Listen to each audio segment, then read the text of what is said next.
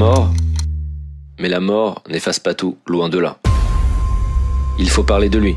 Cet homme de foi, de conviction, jamais il ne cache ce qu'il pense, et à son niveau, ce qu'il pense pour ses millions de fidèles, c'est ce qu'il faut penser.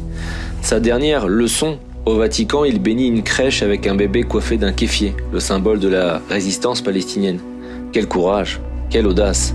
En plein Noël, il rappelle au monde que le kéfier est devenu symbole du malheur et de la révolte. Quand le pape parle du mal, tout le monde comprend la cible. Mais il est fin stratège. Il sait que certains de ses fidèles ont besoin d'un peu plus d'explications, alors il frappe encore plus fort. Discours solennel, il ouvre son cœur. Ce qui lui fait mal, ce sont les enfants de Gaza tués avec cruauté. Il insiste sur ce mot, cruauté. On comprend bien l'intention. Mais ce qu'il aurait dû faire avant tout, c'est regarder la vidéo du 7 octobre.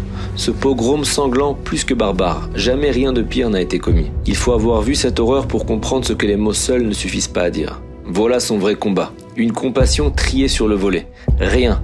Pas un mot pour les enfants otages. Pas une larme pour les petits bibasses. Surtout pas. Ils pourraient troubler notre jugement. Ils ne méritent pas la compassion. C'est ça la doctrine. Certains méritent d'être pleins, d'autres non. Sélection. La compassion devient une arme. Ce n'est plus la justice, c'est l'histoire du peuple obstiné. Ceux-là, de toute façon, payent pour les autres de leur père. On connaît la musique. C'est triste et honteux qu'un homme de cette envergure puisse agir de la sorte. Le pire, ce n'est pas une première, ce n'est pas un accident. Le pape François n'est pas le premier des papes à traiter les juifs ainsi. Il n'a rien inventé, malheureusement. Le Vatican contre les juifs comme un air de déjà-vu. N'est-ce pas l'hôpital qui se moque de la charité? Il est pourtant à la tête d'un dogme qui pendant des siècles a justifié les pires persécutions contre les juifs. Un dogme qui a préparé le terrain idéologiquement à la Shoah.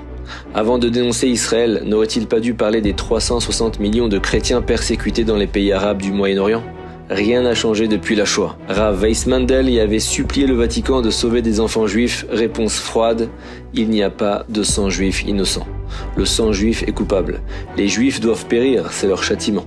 Le Rav Weissmandel s'est relevé, il a giflé l'envoyé du pape, un soufflet pour le peuple juif, un soufflet dont l'écho doit résonner à chaque fois qu'on traite notre peuple de cruel.